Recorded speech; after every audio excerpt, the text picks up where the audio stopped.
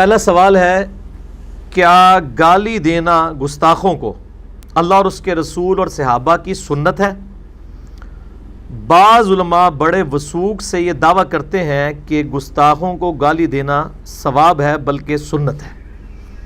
وَلِعَوْذُ بِاللَّهِ تَعَالَى اِنَّا لِلَّهِ وَإِنَّا إِلَيْهِ رَاجِعُونَ۔ میں پہلے تو یہ تصدیق کرتا ہوں کہ ایسا ہی ہے، ہمارے معاشرے میں ایسے علماء کی بھرمار ہے جو یہ سمجھتے ہیں کہ اللہ اور اس کے رسول صلی اللہ علیہ وآلہ وسلم کے مخالفین کو اور گستاخوں کو، جن کو وہ گستاخ سمجھ رہے ہیں، کیونکہ جن کو وہ سمجھ رہے ہیں وہ ان کو بھی گستاخ ہی سمجھتے ہیں، اپنے ذوم میں گالی دینا جو ہے یہ اللہ اور اس کے رسول کی سنت ہے، نعوذ باللہ۔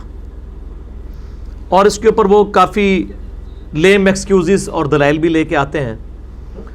پہلا تو میں جو جواب دوں گا وہ الزامی ہے، اینٹی وینم ہے، پھکی والا جواب ہے، لاجیکل آنسر ہے کہ آپ جن لوگوں کو گالیاں دے رہے ہیں وہ اور ان کے بزرگ آپ اور آپ کے بزرگوں کو گستاخ اور مشرک سمجھتے ہیں، تو پھر جب وہ آپ کو اور آپ کے بزرگوں کو گالیاں دیتے ہیں پھر آپ کو برا نہیں لگنا چاہیے، کیونکہ آپ نے خود ہی ایک ڈاکٹرائن بنائی ہے نا کہ گستاخوں کو گالیاں دی جا سکتی ہیں، پھر آپ کو غصہ کیوں آتا ہے؟ اس وقت نہیں آپ کو خیال آتا؟ تو جب آپ لوگوں کے بزرگوں کو اس طریقے سے گالیاں نکالیں گے، ایک تو ہے علمی طریقے سے اصلاح کرنا، وہ تو ٹھیک ہے، لیکن سورۃ الانعام میں آیا ہے، اللہ تعالیٰ فرماتا ہے کہ لوگوں کے جھوٹے معبودوں کو گالیاں مت دو ورنہ وہ تمہارے سچے معبود کو بھی گالیاں دیں گے بغیر علم کے۔ علمی رد آپ کریں، وہ تو اللہ کی سنت ہے، نبی علیہ السلام کی سنت ہے، صحابہ کی، اہل بیت کی سنت ہے۔ گالیاں دینے کی تو اللہ نے کہا ہے کہ جھوٹے خداؤں کو بھی گالیاں نہیں نکالنی ہیں، اور آپ اپنے مسلمان بھائیوں کو اور اپنے علاوہ باقی مکاتب فکر کو گالیاں نکالتے ہیں جو کہ کافر بھی نہیں ہے، مسلمان ہیں، اور ان کو گستاخ ڈکلیئر کر کے ان گالیوں پر ثواب کی بھی امید رکھتے ہیں اللہ سے۔ یہ تو جب مریں گے تو لگ پتہ جائے گا تمہوں کہ ثواب لبدا ہے یا چھتر پہندے نے۔ یہ خود سے انہوں نے چیزیں بنائی ہوئی ہیں، اور میں کل بھی ایک بھائی سے یہ بات کر رہا تھا کہ ان کا اصلی چہرہ پبلک کے سامنے لا کے رکھنا چاہیے۔ اس کا بڑا آسان طریقہ میں آپ کو بتاتا ہوں، گورنمنٹ لیول پہ یہ کام کرنے کا ہے۔ یہ جتنے آ کے ٹی وی اینکروں کے پاس بیٹھ کے میٹھی میٹھی باتیں کر رہے ہیں، تقریروں کے اندر بڑی میٹھی میٹھی باتیں کر رہے ہیں، لیکن جمعے کے خطبوں میں اور اپنی نجی محفلوں میں دوسروں کو برا بھلا کہتے ہیں، اور ٹی پہ کہتے ہیں نہیں یہ بھی ہمارے بھائی ہیں، سنی شیعہ بھائی ہیں، بریلوی دیوبندی اہل حدیث سارے آپس میں بھائی بھائی ہیں۔ حالانکہ ایسا نہیں ہے، ان کے اصل عقیدے یہ نہیں ہیں۔ اس کا بڑا آسان طریقہ ہے، ان کی اس چہرے پہ جو انہوں نے نقاب اوڑے ہوئے ہیں اور یہ میک اپ کیا ہوا جعلی، یہ اتارنے کا بڑا آسان طریقہ ہے کہ آپ کسی بریلوی مکتبہ فکر کے عالم دین کے پاس چلے جائیں، پاکستان لیول کے، اور اس کو کہیں کہ مجھے صرف یہ سٹیٹمنٹ لکھ دو کہ دیوبندی، اہل حدیث اور شیعہ اگرچہ گمراہ ہیں، دوسکی ہیں، بدعتی ہیں، بد مذہب ہیں، لیکن ہے ہمارے مسلمان بھائی ہیں، ایک نہ ایک دن عذاب بھگت کے یہ جنت میں چلے ہی جائیں گے۔ کیا خیال ہے، یہ لکھ دیں گے؟ تو اس کا مطلب ہے کہ ان کو کافر مانتے ہیں۔ آپ ٹی وی پہ آ کے جتنے مرضی لوگوں کو پازیٹیونیس کے دھوکے دیں، یہ ان کو کافر سمجھتے ہیں دوسروں کو۔ یہی کام ہے ایک دیوبندی عالم دین سے کریں، پاکستان لیول کا، ایسا عالم دین جس کو دیوبند اپنے مفتی کے طور پہ ایکسیپٹ بھی کرتے ہوں، کہ آپ یہ لکھ دیں کہ اگرچہ ہم بریلویوں کو اور شیعہ کو اور اہل حدیث کو گمراہ سمجھتے ہیں اور گستاخ سمجھتے ہیں، لیکن ہے ہمارے مسلمان بھائی ہیں، ایک نہ ایک دن عذاب بھگت کے جنت میں چلے ہی جائیں گے۔ کیا حال ہے، لکھ دیں گے؟ تو اس کا کیا مطلب ہے؟ ان کو مسلمان نہیں سمجھتے، ورنہ یہ سٹیٹمنٹ لکھ کے دیں کہ عذاب بھگت کے چلے جائیں گے۔ عذاب بھگت کے بھی نہیں وہ جانے کے حق میں، وہ سمجھتے نا سی اللہ نال بھی پھڈا کر لینا ہے اتنے، وہ اپنے گمان میں تو یہی سمجھتے ہیں نا۔ تو اس کا مطلب ہے کہ وہ ان کو کافر سمجھتے ہیں۔ تو پھر جڑو شیر بنو، اللہ دے بندے آگے پبلک نو صحیح گل دسو کہ جی ہم جس فرقے سے ہیں ہم مسلمان ہیں، باقی سارے کافر نہیں، کہہ دیں آپ لوگوں کو، تاکہ آپ کے چہروں کے اوپر یہ جو نقاب ہے نا پازیٹیونیس کے، یہ اتر کے لوگوں کے سامنے آئے۔ اور اللہ کے فضل سے ہم نے ان کے چہروں سے نقاب اتار دیے، اب ان کو منہ چھپانے کی جگہ نہیں مل رہی ہے، اپنی پبلک کے سامنے بھی، دوسروں کے سامنے بھی، اللہ کے فضل سے۔ یہ گالی دینا کوئی سنت نہیں اپنے مخالفین کو، نعوذ باللہ من ذالک، بالکل حرام ہے. مسلمان کا مسلمان کو گالی دینا حرام ہے. بخاری اور مسلم کی درجنوں حدیثیں اس پر گواہ ہیں، قرآن حکیم کی کئی آیات اس کے اوپر گواہ ہیں. باقی یہ جو انہوں نے دلائل پکڑے ہوئے ہیں وہ بالکل اس طریقے سے نہیں ہے جیسا یہ پیش کرتے ہیں. مثال کے طور پہ کہتے ہیں جی اللہ کی سنت اس طرح ہے کہ اللہ تعالیٰ نے فرمایا تبت یدا ابی لہب و تب، کہ ابو لہب کے ہاتھ ٹوٹ جائیں اور وہ تباہ و برباد ہو گیا. وہ کہتے ہیں دیکھیں اللہ تعالیٰ نے ابو لہب کو گالیاں دی ہیں. ان کو شرم بھی نہیں آتی ہے کہ یہ اپنے فرسودہ عقیدے کو ثابت کرنے کے لیے اللہ کے اوپر جھوٹ باندھ رہے ہیں. اس میں گالی کون سی ہے؟ یہ تو بددعائیہ کلمات ہیں. بددعا دینا تو نبی علیہ السلام کی سنت ہے، اور یہ جھوٹ مشہور انہوں نے کیا جی نبی نے تو کدے اپنے جڑا دشمنوں نے بھی بددعا نہیں دیتی. بالکل جھوٹ ہے. بخاری مسلم میں درجنوں حدیثیں آپ صلی اللہ علیہ وسلم نے اپنے دشمنوں پہ قنوت نازلہ پڑھ کے ان پہ لعنت فرمائی اور کہا اللہ ان کو تباہ و برباد کر دے. جھوٹ بولتے ہیں. ہاں یہ بات درست ہے کہ آپ نے اپنی ذات کی خاطر کبھی کسی کو برا نہیں کہا. اللہ کے معاملے میں کوئی لحاظ نہیں کیا. وہ تو اپنے اصحاب کو کہہ دیا. مسلم شریف میں حدیث ہے کہ جو لوگ مسجد میں جماعت سے نماز نہیں پڑھتے، میرا دل کرتا ہے کہ میں اپنی جگہ کسی کو امام کھڑا کروں اگر مجھے بچوں اور عورتوں کا خیال نہ ہو کہ وہ ان پہ جماعت واجب نہیں، وہ گھروں میں پڑھ رہی ہیں، میں تمہارے گھروں کو آگ لگا دوں. کہتے ہیں پازیٹیو باتیں کریں. پازیٹیو بات ہے آپ کی ڈاکٹرائن میں، ہماری ڈاکٹرائن میں بالکل پازیٹیو بات ہے. اللہ کے احکامات کے معاملے میں ایسا ہی ہوگا. بخاری مسلم دونوں میں حدیث ہے. ایک فاطمہ نامی عورت نے چوری کی، اس کی چوری کی شکایت نبی علیہ السلام کو، اس کی سفارش کی گئی کہ اس کو چھوڑ دیا جائے، یہ ذرا اعلیٰ خاندان سے ہے. آپ علیہ السلام ممبر پہ چڑھے اور آپ نے فرمایا حمد و صلات کے بعد کہ تم سے اگلی قومیں اسی لیے برباد ہوئیں کہ ان کے اشرافیہ کے لیے اور قوانین ہوتے تھے اور غریب لوگوں کے لیے اور ہوتے تھے. اللہ کی قسم میری بیٹی فاطمہ بھی چوری کرتی، میں اس کے بھی ہاتھ کٹوا دیتا. ٹھیک ہے، اللہ کے معاملے میں مجھے سفارش کرتے ہو. نبی علیہ السلام سخت ناراض ہوئے. اللہ کے معاملات کے اندر کوئی ایسا مسئلہ نہیں ہے، وہ اسٹرکٹلی اپلائی ہوں گے. ان تمام چیزوں کے باوجود نبی علیہ السلام نے کبھی گالی نہیں دی ہے، نہ اللہ نے کبھی. تو یہ تبت یدا ابی لہب و تب میں تو بددعا ہے، اس میں گالی کون سی ہے جی؟ کسی کو کہا جائے تیرے ہاتھ ٹوٹ جائیں گے، اس کو گالی ہے؟ ان کو اردو نہیں آتی ہے، جھوٹ بولتے ہیں.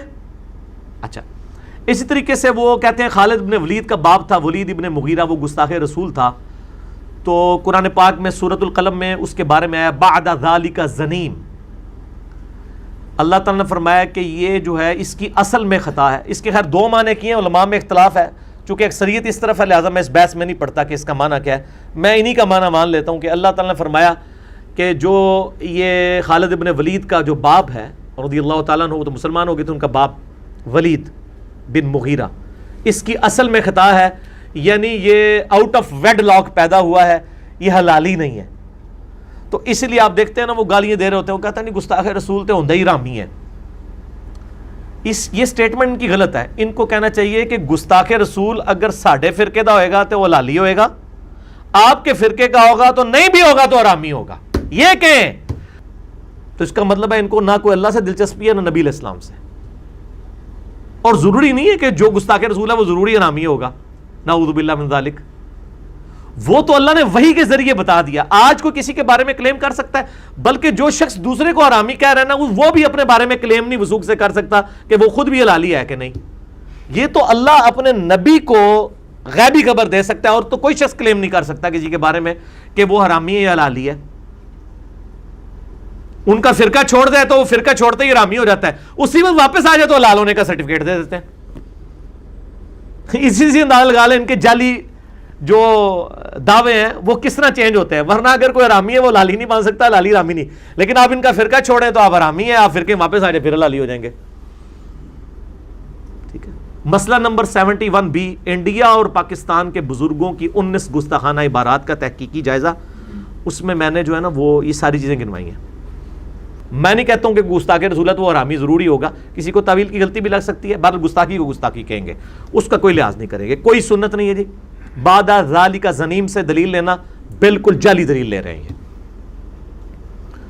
اچھا اسی طریقے سے وہ کہتے ہیں کہ جی وہ مسند احمد میں حدیث ہے، نبی علیہ السلام نے فرمایا جو اپنے جہلی نسب پہ فخر کرے اس کو کہو کہ اپنے باپ کی شرمگاہ کاٹ کے اپنے منہ میں رکھ لے. تو دیکھو نبی علیہ السلام کی سنت ہے کہ جو متکبرین ہیں ان کو گالی دی جائے. ظاہر ہے یہ تو بہت بڑی گالی ہے کہ کسی کو کہا جائے کہ اپنے باپ کی شرمگاہ کاٹ کے اس کا عضو تناسل کاٹ کے اپنے منہ میں رکھ لے، لیکن یہ حدیث ہی جعلی ہے. یہ مسند احمد کی حدیث جو ہے اس میں حسن بصری مدلس ہیں اور ان سے روایت کر رہے ہیں اور سما کی تصریح نہیں ہے. میں تو اکثر لیکچرز میں یہ کوٹ کرتا ہوں، بلکہ ویڈیو میں دکھا چکا ہوں کہ یہ روایتی بالکل کمزور ہے، نبی علیہ السلام کے اوپر جھوٹ باندھا گیا. بخاری اور مسلم کی حدیث ہے، ابو سعید خدری کہتے ہیں کہ نبی علیہ السلام میں کنواری لڑکیوں سے زیادہ شرم و حیا تھی. جس میں کنواری لڑکیوں سے زیادہ شرم و حیا وہ اس طرح کی لینگویج استعمال ہی نہیں کر سکتا. پھر قرآن حکیم میں وَإِنَّكَ لَعَلَىٰ خُلُقٍ عَظِيمٍ، آپ اخلاق کے بلند ترین درجے پر ہیں. اس طرح کی ولگر گفتگو تو آپ صلی اللہ علیہ وآلہ وسلم کر ہی نہیں سکتے. اسی طریقے سے یہ کہتے ہیں کہ جی وہ صحیح بخاری میں حدیث ہے صلح حدیبیہ کے موقع پر، اور میں نے بھی لیکچر میں کئی دفعہ کوٹ کی ہے، کتاب الشروع چیپٹر کے اندر صحیح بخاری کے اندر صلح حدیبیہ والے میں، کہ حضرت ابوبکر صدیق رضی اللہ تعالیٰ عنہ جو ہے وہ جب سہیل ابن عمر آیا تھا، وہ بار بار اپنا ہاتھ نبی علیہ السلام کی داڑھی کی طرف کرتا تھا، گفتگو کر رہا تھا، تو حضرت ابوبکر کو غصہ آیا اور انہوں نے کہا کہ جاؤ تم لات اور منات کی شرم گاہیں چاٹو جا کے. تو وہ کہتے ہیں دیکھو حضرت ابوبکر نے جو ہے وہ گستاخ رسول کو گالی دی اور اس کو کہا کہ اپنے بزرگوں کی شرم گاہیں جو ہے وہ اپنے بتوں کی جا کے چاٹو. ہم یہ کہتے ہیں کہ اس طرح کی گستاخیاں جب ہم آپ کے بزرگوں سے ثابت کر دیں گے تو کیا آپ ہمیں اجازت دیں گے کہ ہم آپ کو کہیں کہ اب آپ جا کے چاٹیں ان کی شرم گاہیں؟ پہلے تو یہ الزامی جواب ہے، کہیں نہیں ہم تو ان کو گستاخ ماننے کے لیے تیار نہیں ہے. تو آپ جن کو باقیوں کو گستاخ کہہ رہے ہیں وہ آپ کے پاس اتھارٹی ہے. انڈیا پاکستان بنگلہ دیش کا تو ماحول یہ ہے کہ یہاں پہ کروڑوں لوگوں کا یہ عقیدہ ہے کہ اگر آپ ان کے سامنے کہہ دیں کہ نبی علیہ السلام انسان تھے ایز اے سپیشیز، مرتبے کی بات نہیں ہو رہی، سپیشیز کی، نو کی، تو کہتے ہیں آپ گستاخ رسول ہیں. اس جہل قوم کے اندر آپ لوگوں کو کہیں گے کہ گستاخ رسول کو قتل کر دو اور ہاتھ میں کلاشن کوف اٹھا کے تو اڑا دو، جس میں ہر بندہ اپنی ڈاکٹرائن میں دوسرے کو گستاخ رسول سمجھتا ہے. یہ رسک لیا جا سکتا ہے؟ Not at all. یہ عام آدمی کا کام ہی نہیں ہے، اور معذرت کے ساتھ علماء کا بھی کام نہیں ہے، کیونکہ علماء اپنے فرقے والوں کو کہیں گے. آپ دیکھ لیں وہ معاملہ ہوا جنید جمشید صاحب کا بھی اور ڈاکٹر عامر لیاقت صاحب کا بھی. ایک فرقے کے پارٹی نے کہا اس کی توبہ سچی ہے، دوسرے نے کہا دوزیدی فراڈ ہے، اودی سچی ہے. تو یہ توبہ بھی نہیں ماننے کے لیے تیار ہوتے ہیں، ان کے اپنے معاملات ہیں. تو وہ کہتے ہیں کہ حضرت ابوبکر صدیق نے کہا تھا جاؤ اپنی شرمگاہیں جا کے چاٹو بتوں کی، تو یہ گالی ہوئی. یہ گالی نہیں تھی، اس لیے کہ وہ اپنے بتوں کی شرمگاہیں چاٹتے تھے. جیسے اگر ایک قبر کے پجاری انڈیا پاکستان کے کسی بندے کو میں کہوں کہ جا فلاں دربار کی مٹی کھا جڑا تیرا کام ہے، تو کھاتے ہیں. یہ گالی کہاں سے ہوئی؟ اور پنجاب میں تو آپ کو پتا ہے کہ ایک مزار بھی ہے، ہائے آسپے ہو سارے جی، وہاں پہ جناب پوری آپ سمجھیں کہ نا وہ رسیاں لٹکائی ہوئی ہیں اور اس کے اوپر جو ہے وہ نعوذ باللہ انہوں نے جو ہے وہ شرمگاہیں بنا کے لٹکائی ہوئی ہیں ہزاروں کی تعداد کے اندر. ہاں پنجاب ہمارے پاکستان میں مزار موجود ہے، اور اس کا نام بھی وہی ہے جو پنجابی میں اس کو کہا جاتا ہے نا، او علی سرکار انہوں کا نام ہی جے. ہاں تو اب جو اس پہ جا رہے ہیں اور جا کے چڑھاوے چڑھا رہے ہیں، شرمگاہوں کے چڑھاوے چڑھاتے ہیں اتنی بڑی بڑی بنا کے نا وہ، اور وہ ان کو چاٹتے بھی ہیں، سارا کچھ چاہتے ہیں. اب اس کے ماننے والے کو ہم کہیں کہ جاؤ یار تسی وہی سرکار تے جا کے چٹو، تو یہ کون سی گالی ہوگی مجھے بتائیں؟ یہ گالی ہے؟ تو حضرت ابوبکر صدیق نے کوئی گالی نہیں دی. یہ دھوکہ دینا بند کرو. پوری قوم کو بت بنایا ہوا انہوں نے. پوری دنیا میں کیا امیج جا رہا ہے اس امت کا اور اس پاکستانی قوم کا کہ چند لوگوں نے جو ہے یہاں پہ پوری قوم کو یرغمال بنایا ہوا ہے، لوگوں کے اوپر گستاخ رسول اور مشرک اور یہ فتوے لگا رہے ہیں. علماء کی تعداد آٹے میں نمک بھی نہیں ہے جنہوں نے پوری قوم کو لڑوا دیا ہوا ہے. اور یہ دلائل وہ حضرت ابوبکر صدیق کہنا یہ ابوبکر دی سنت ہے. تو وہ حضرت ابوبکر نے وہ کہا جو کرتے تھے، وہ خود سے بنا کے گالی نہیں دی ہے کہ تیری فلان دی ہے تو تیری فلان دا ہے، کوئی نہیں ثابت. یہ بالکل جھوٹ بولتے ہیں. گالی دینا حرام ہے، گالی دینا کافر کو بھی گالی دینا حرام ہے. اسلام میں کوئی اس کی گنجائش نہیں ہے کہ آپ کسی کو گالیاں دینا شروع کر دیں. اور اس کے ثبوت میں نے بتایا سورۃ الانعام میں اللہ تعالیٰ نے فرمایا لوگوں کے جھوٹے معبودوں کو گالی مت دو ورنہ تمہارے سچے کو بھی وہ دیں گے. گالی نہیں دے سکتے. ہاں علمی طریقے سے غلطیاں ہائی لائٹ کر سکتے ہیں، وہ تو پورے قرآن نے کی ہوئی ہیں. حضرت عیسیٰ علیہ السلام کے نام پہ جو فرقہ کھڑا تھا، عیسیٰ علیہ السلام کو کوئی گالیاں نہیں اللہ نے دی ہیں، نعوذ باللہ. لات منات کو بھی کہیں گالیاں دی قرآن کے اندر، ان کی عقیدوں کی غلطیاں ہائی لائٹ کی ہیں. ٹھیک ہو گیا جی. لہٰذا یہ یہ جب کہیں نا یہ جی گستاخ رسول حرامی اور یہ ہے وہ، ان کو کہیں گے آپ کے پاس وہی نازل ہوتی ہے کہ کسی کے حلالی اور حرامی ہونے کا فیصلہ کریں گے آپ؟ ٹھیک ہے، انشاءاللہ اس کے بعد تو ان کی جرت بھی نہیں ہوگی بات کرنے کی انشاءاللہ.